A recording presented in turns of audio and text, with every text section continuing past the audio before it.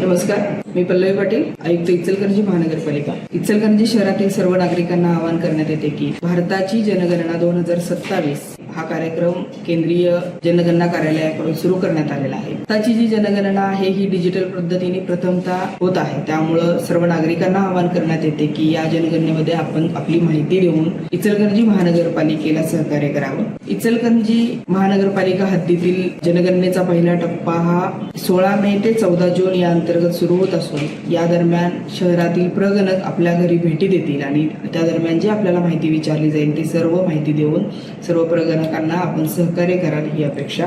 त्यापूर्वी 1 मे ते 15 मे या दरम्यान आपल्याला स्वगणनाही करता येणार आहे।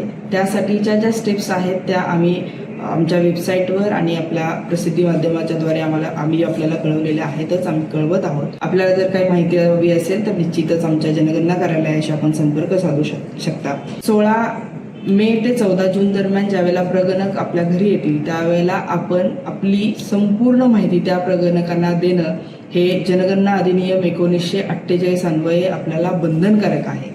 तथापि आम्ही तुम्हाला एक आश्वासन देऊ इच्छितो की सदरची माहिती ही कुठेही लीक होणार नाही। आपली सदरची माहिती ही पूर्णतः गोपनीय असणार आहे, त्यामुळं ही माहिती देऊन आपण सर्वांनी सहकार्य करा। डिजिटल माध्यमातून ही शासनाकडे ही माहिती सादर केली जाणार आहे।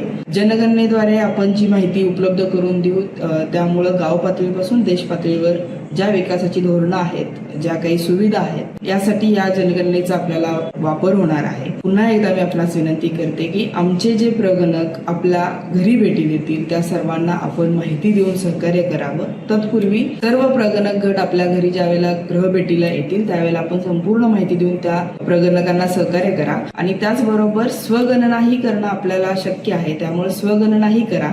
मात्र त्यावेळेला जो आपल्याला एक क्रमांक मिळणार आहे तो जतन करून ठेवा आणि तो प्रगणकांना जर दिला तर आपली माहिती जी आपण भरलेली आहे ती प्रगणकांना ऍक्सेस करता येणार आहे। जनगणनेमध्ये नागरिकांचा संपूर्ण सहभाग प्रथम स्थानी, त्यामुळे सर्व नागरिक राहतील देशाच्या विकास स्थानी। मी पुन्हा एकदा सर्वांना विनंती करते या जनगणनेमध्ये आपण सगळे सहकार्य कराल ही अपेक्षा ठेवते। धन्यवाद।